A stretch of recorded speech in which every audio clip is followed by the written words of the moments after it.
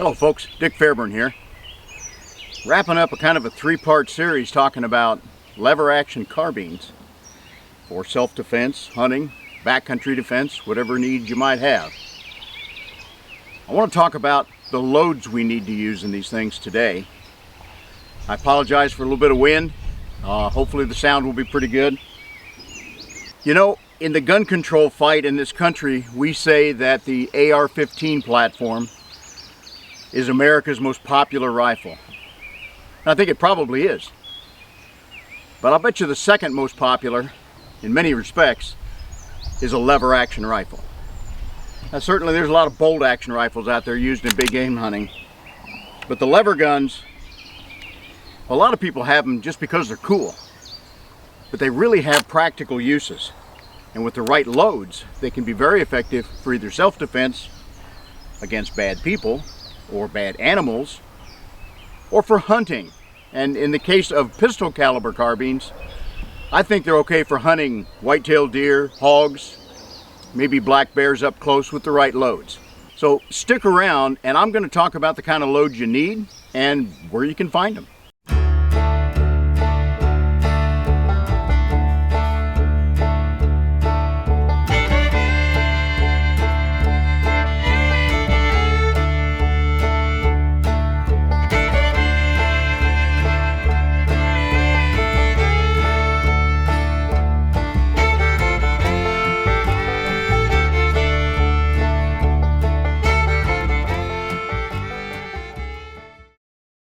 The best cartridges for these lever action carbines for pistol calibers, in my opinion, is either the 357 Magnum or the 44 Magnum. And of the platforms that are available to buy new out there, those are by far the two most popular calibers you're going to find.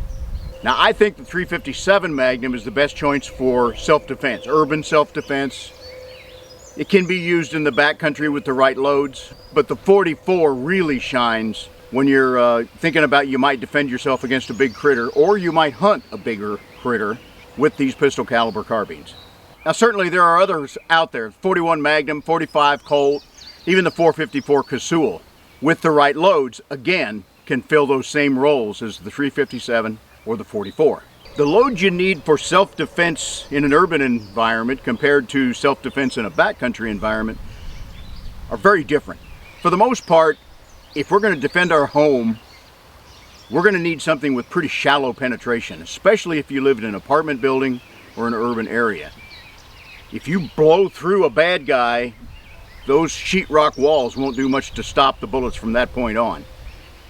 As opposed to, I'm headed for Wyoming here in a few days. I'm going to be camping in my RV in the backcountry and in Yellowstone National Park. It's very likely we'll bump into a grizzly bear along the way.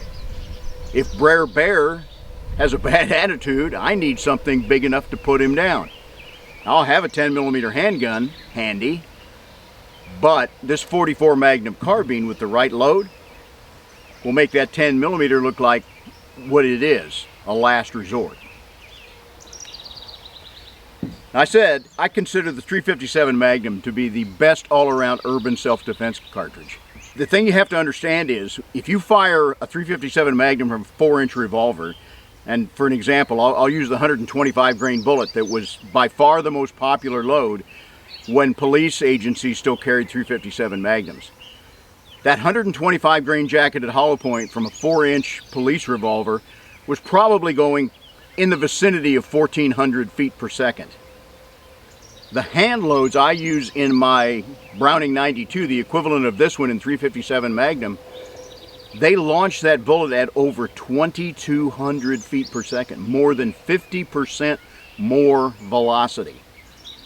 That means those jacketed hollow points that perform so well from a 4-inch revolver are far beyond their design limits. That results in drastic overexpansion and drastic under penetration. When I tested 125 jacketed hollow points deciding which load to use in my carbine, the federal 125s, which were probably the #1 load for police officers back in that day, they literally blew into tiny fragments and only penetrated about 5 to 8 inches equivalent of what they would do in a gelatin block or animal tissue. That's not enough. Except maybe if you live in an apartment and you want a 357 carbine for home defense, maybe that would be your best choice. That 5 to 8 inches is going to penetrate most of the way through a torso on a frontal shot on a human being, yet not blow out the back. So it's possible that in some environments that violent expansion and very shallow penetration might be the right ticket. However, the FBI recommends a minimum of 12 inches for a very important reason. Dates back to a 1986 shooting in Miami where they shot a couple of bank robbers.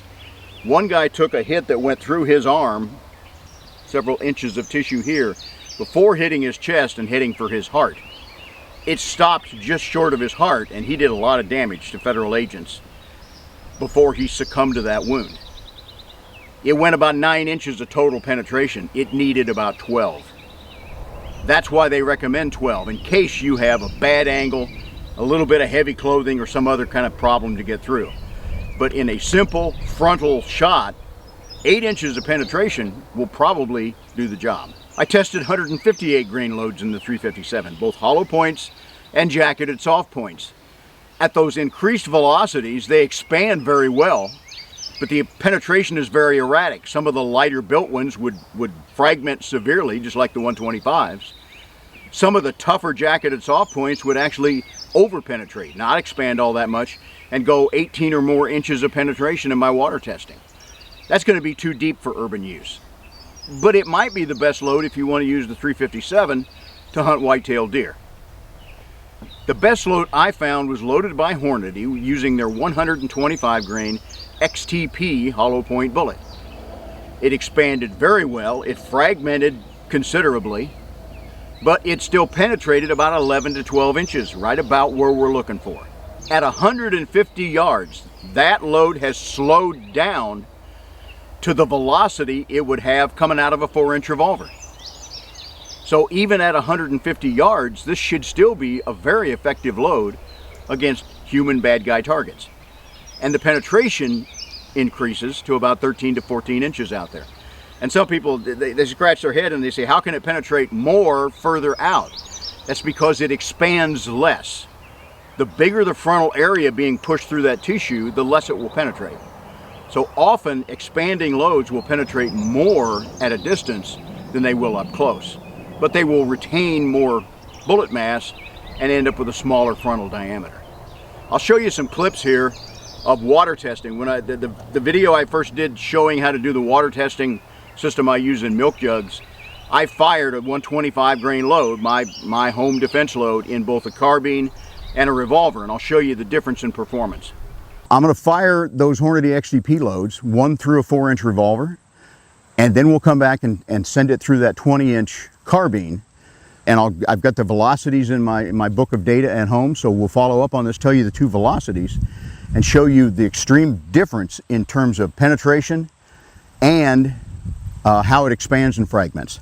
So let's get started. We'll start the 357 first. Okay, this is a Ruger GP 100, 4-inch barrel, Hornady, 125 XTP 357 Magnum load.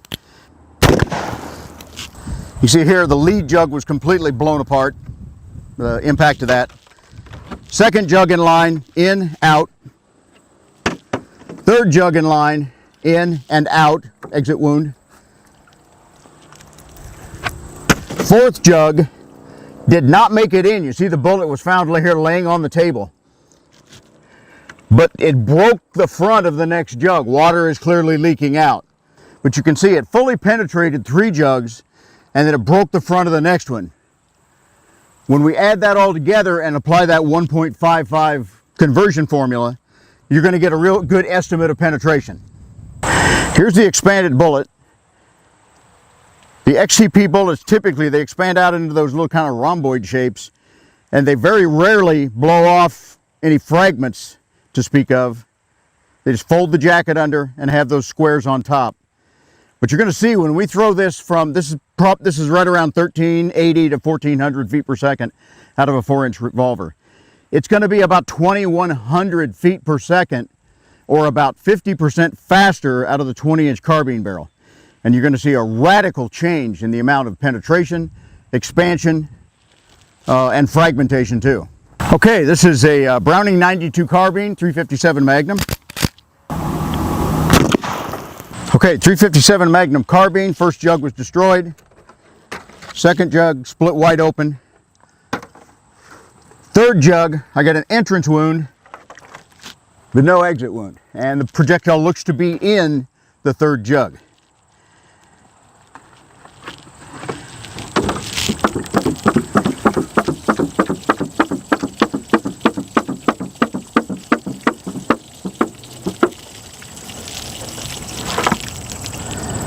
So from the revolver, you can see one major fragment there, and the very much more expanded and fragmented bullet.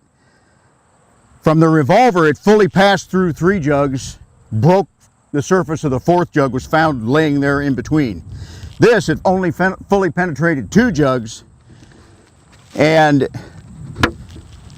one of the criteria I used to add is, did it mark the back of this jug?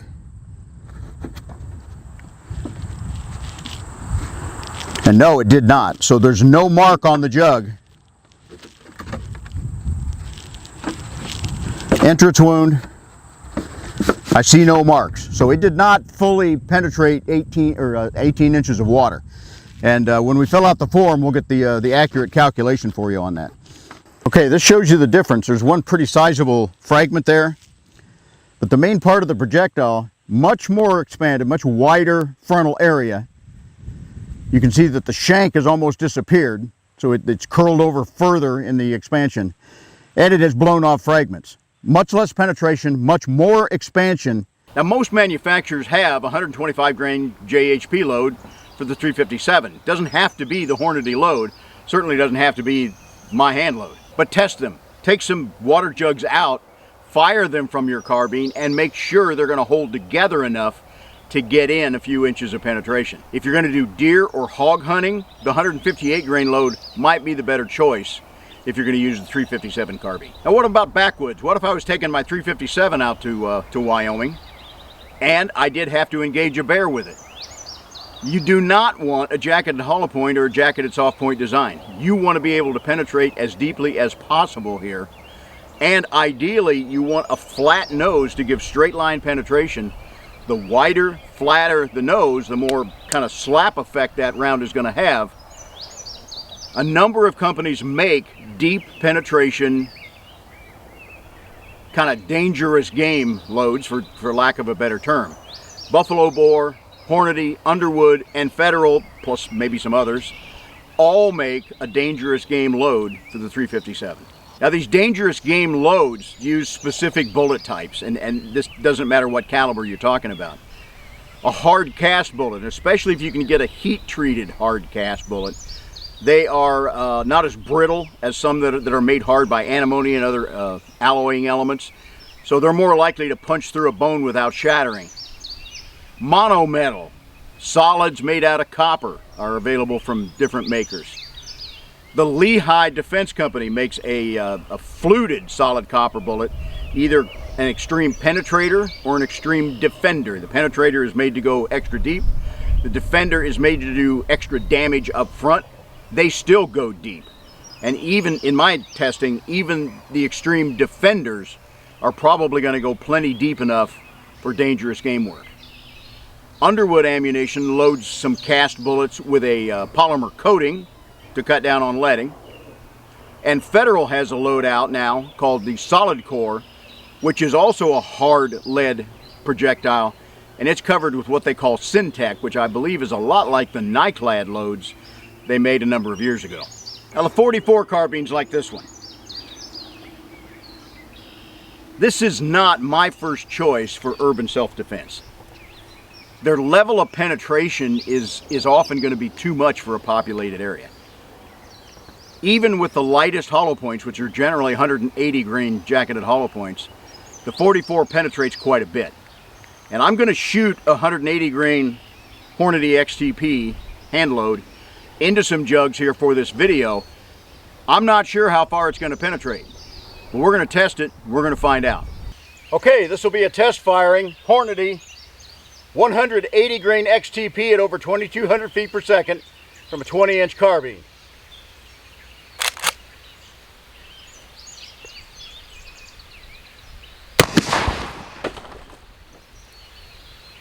My second shower of the day. All right, first jug, totally destroyed. Totally. There's the exit out the back.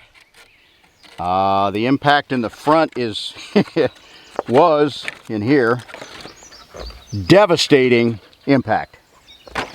Jug number 2, entrance, blew out the side again, exit out the back. Jug number 3, got a hole in the front. The projectile is in there. This is a lot shallower penetration than I expected. These XTP bullets are pretty tough. But as I said, they're being driven more than 50% faster than they're designed.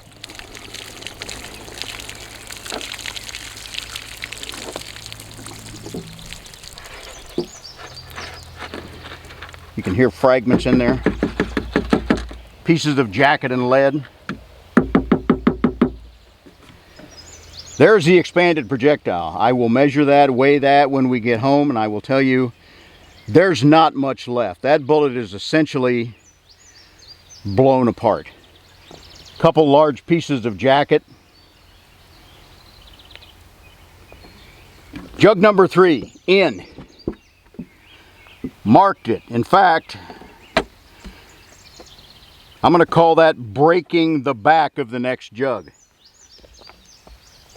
But it did not mark the next jug, partially because of where it kind of veered up. It did not mark the front of the next jug, and that's the terminal additions that I use in my testing system. So this is actually going to be a lot shallower penetration than I expected, and might make a very viable home defense load. Now, in both the 357 and the 44, but most particularly in the 44, there are several ammo manufacturers that make a dedicated hunting load, knowing that the 44 can do a pretty good job out to 125 perhaps yards, more maybe, on whitetail size game, hogs, maybe black bears. These generally have a bonded jacketed hollow point or jacketed soft point, or sometimes they're an all copper kind of hollow point, all of which can give very good penetration even after they expand pretty well. Buffalo Bore makes a very interesting 44 Magnum load they call the deer grenade. It uses a soft lead semi-wad cutter hollow point bullet, which has traditionally been one of the #1 performers for 38 caliber handguns. I can predict pretty effectively that this load is going to blow the front part off into a lot of fragments, but probably the back half will remain intact and penetrate very deeply, almost like a wad cutter design.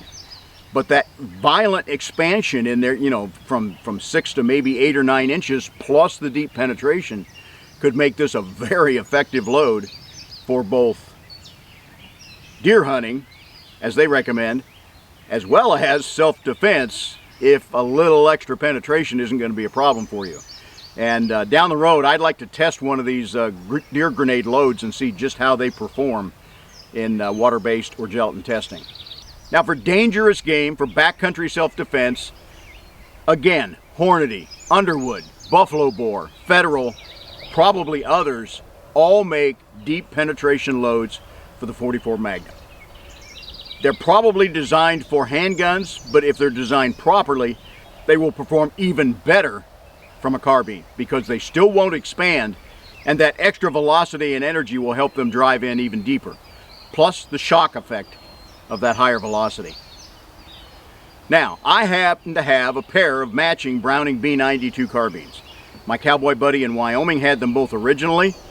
I horse traded him out of the 357 many, many years ago. I couldn't talk him out of the 44, but he promised it to me when he died.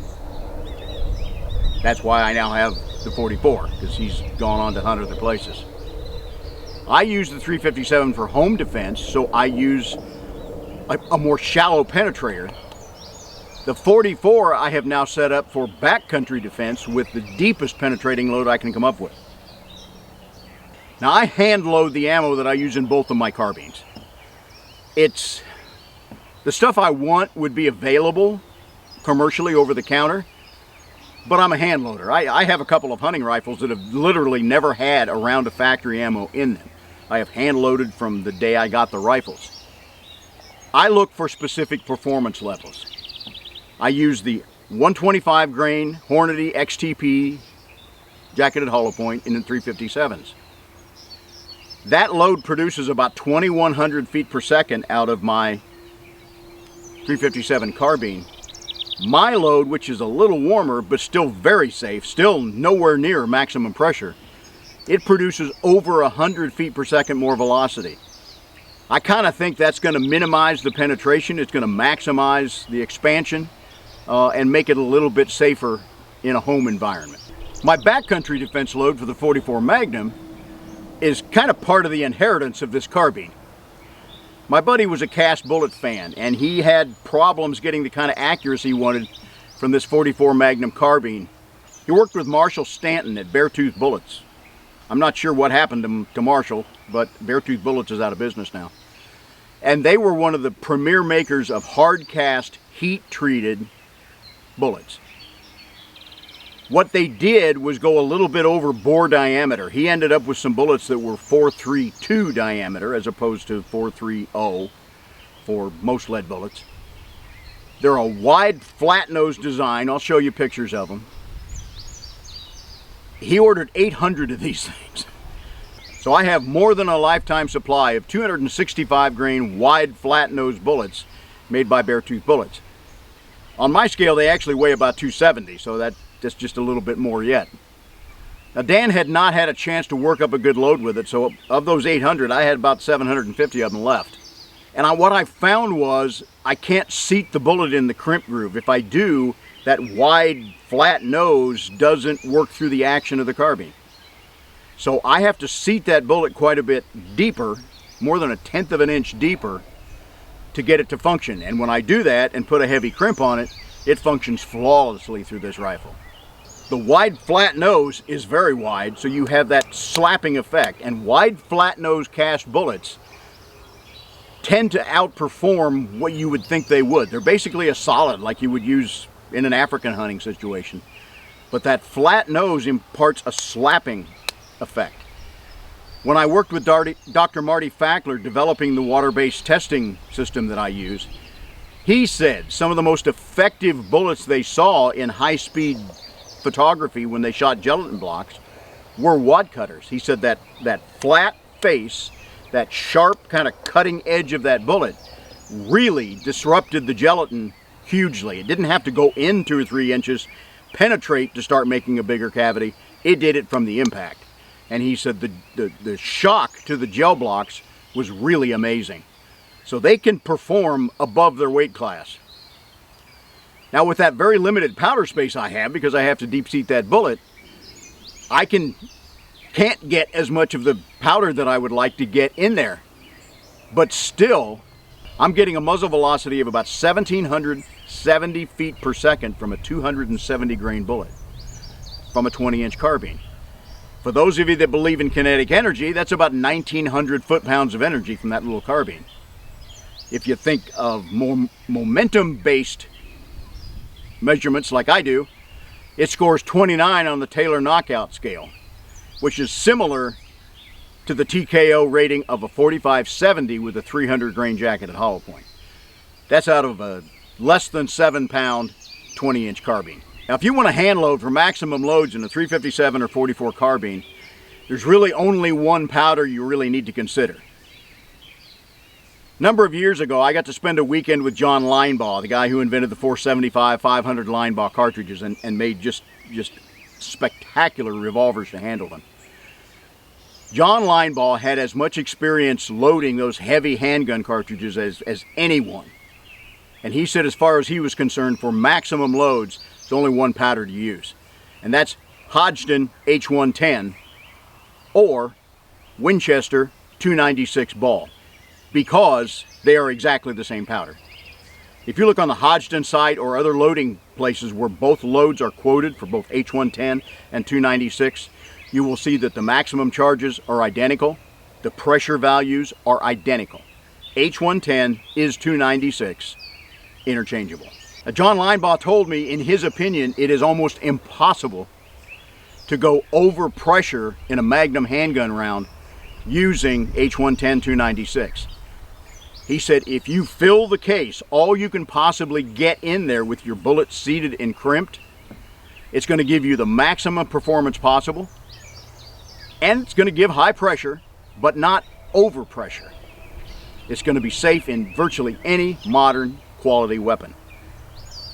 My 180 grain load from the 44 Magnum, like the 357, is well in excess of 2,200 feet per second from a 20-inch barrel. And there's a little powder room left in there. I could go more. I just don't feel that I need to because I don't use a 180 load. But when I worked up loads for that 270 wide flat nose, I got to the point where I was almost compressing the powder, and ball powder doesn't hardly compress.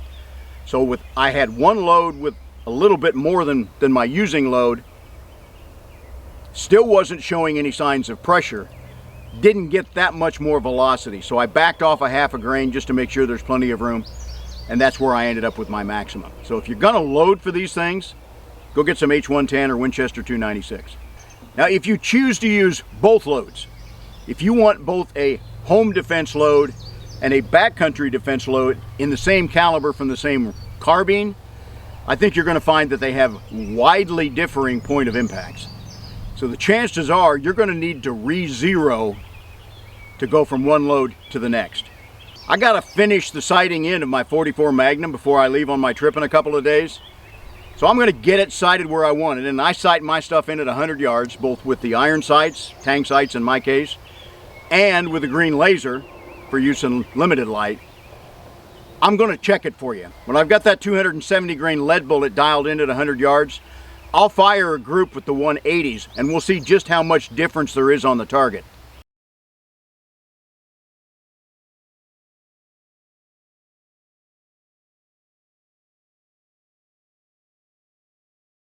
Now for ranch defense, farm defense, backcountry hunting, things like that, I recommend 100 yard zero for these carbines. That's really about as much as you can get out of the curve. With the 125 hollow point, with the 180 hollow points, if you're using those really high speed light ones, you might get a little bit more. That instead of dialing it on exactly at 100, I might give it an inch high at 100, which would extend my point blank range out another 20-25 yards. That 100 yard zero is going to give you a mid-range trajectory, so somewhere around 70 yards or so, you'll be 1 inch above your line of sight. We can all live with that. And at 150 yards, you're going to be 2 or 3 inches low. 0 to 150 with just a slight bit of holdover. At 125, you're probably going to need no holdover at all. Just put the sights where you need them, get a good trigger break, and you're going to get your hits. So when you're choosing loads for these carbines, the first thing you have to determine is, what is my need? Is my need to defend my home against invaders? Or is my need to put down a bear if I'm hiking in the backwoods? Once you've determined your needs, you can determine the load you need, and then you can go look for it. Either factory ammo, or if you're a hand loader, you can custom make what you want. Wide, flat nose, hard cast bullets are available. I said Beartooth, I think was the premier maker of them in the day. They're gone. There are other companies out there. I'm not going to attempt to list them for you because, quite frankly, one of the others that I have used, I just saw on their internet page that they're going to go out of business. So these things are fluid. These videos last for a while. Go out and find those wide, flat nose cast bullets if you want them. If not, then go with a bonded bullet or a solid copper bullet for maximum penetration. A 357 or a 44 Magnum carbine is eminently practical for self-defense, for hunting, for backcountry defense. You need good sights. I've talked about some other accessories or accoutrements that make them worthwhile. Ammo carriers, the ability to mount a sling on there, and I especially have lights on both my 357 and my 44. Fairly high lumen white lights with a green aiming laser in there as well. Green laser sighted at 100 yards, the same as my sights. So in low light conditions, I'm good out to any kind of reasonable range I'm going to use these on. Here's another advantage. So far, none of our friends in the anti-gun movement have tried to ban lever action carbines. but we know several states have bans in effect on semi-auto carbines.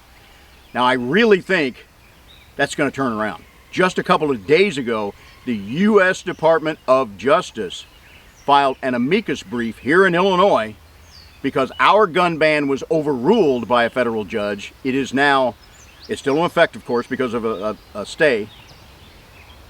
The 7th Circuit of Appeals is taking this case up as we speak, and the U.S. Department of Justice produced a 26-page document telling them why the judge in Southern Illinois was correct, how the 7th Circuit so far has ruled incorrectly.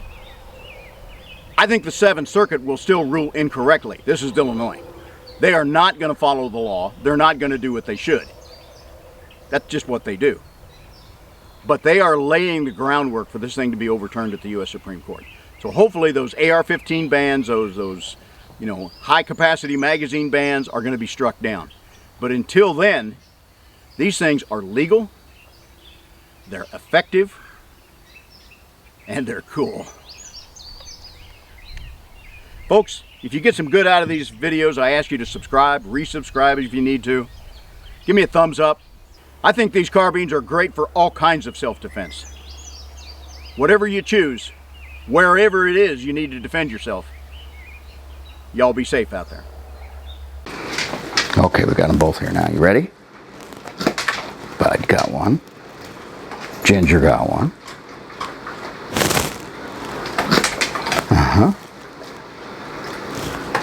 Oh, she missed it. She usually gets them, doesn't she, Bud? Okay, girl, last one. You ready? You ready? Yeah! That's all there is till next time.